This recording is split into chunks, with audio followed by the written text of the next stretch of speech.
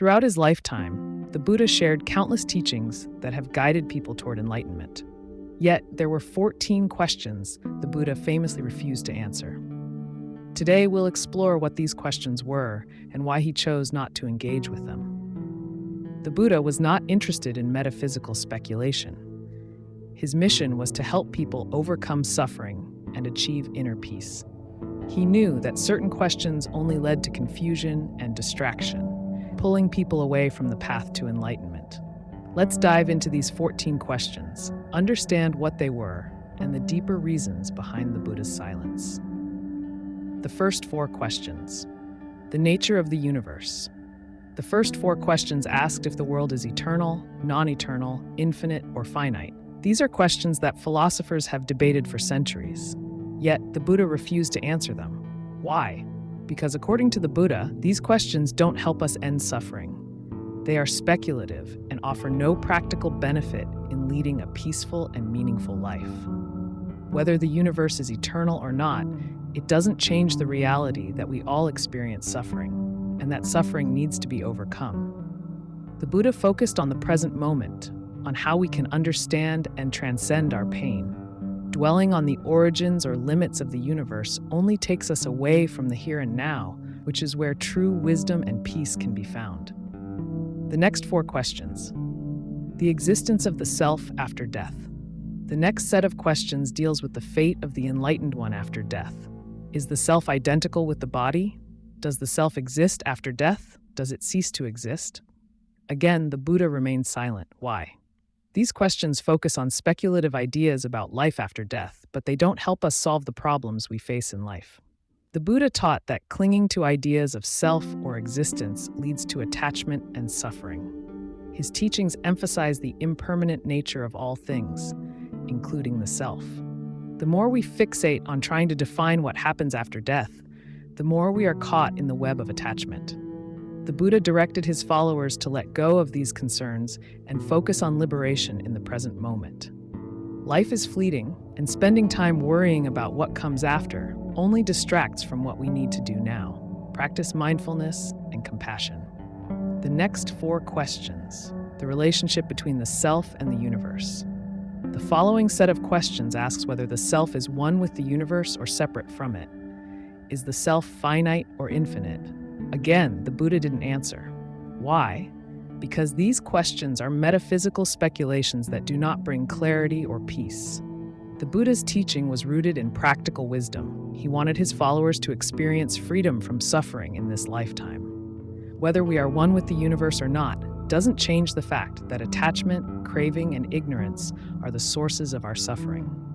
By focusing on these abstract questions, people miss the opportunity to practice mindfulness and develop insight into the true nature of their experiences.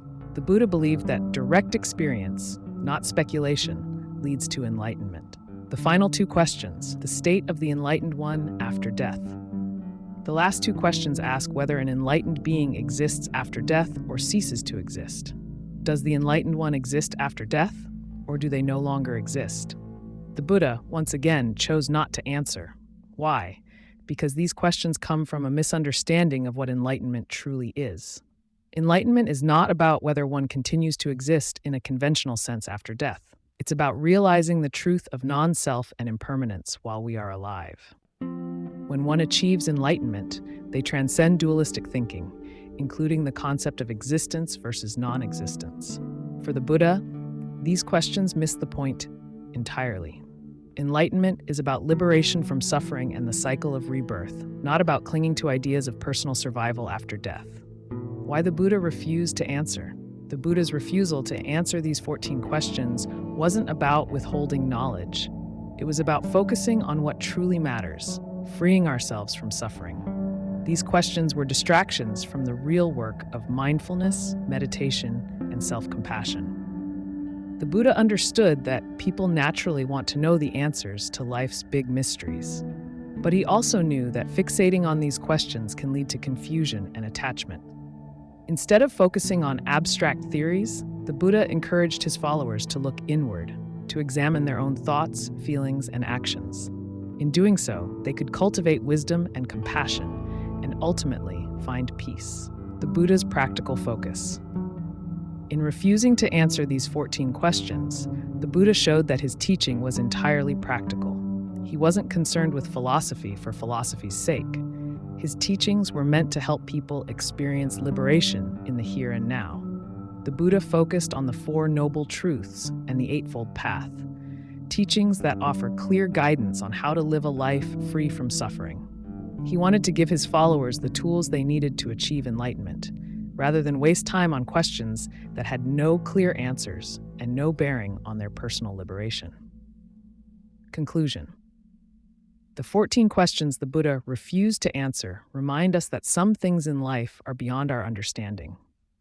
But more importantly, they teach us that speculation doesn't bring us closer to peace or happiness. Instead of trying to solve life's biggest mysteries, we can follow the Buddha's teachings by focusing on the present moment.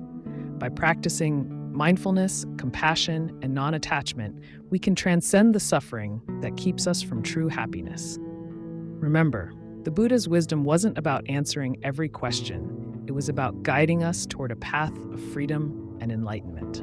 If you found this video valuable, please like, share, and subscribe for more wisdom from Zenful Journey.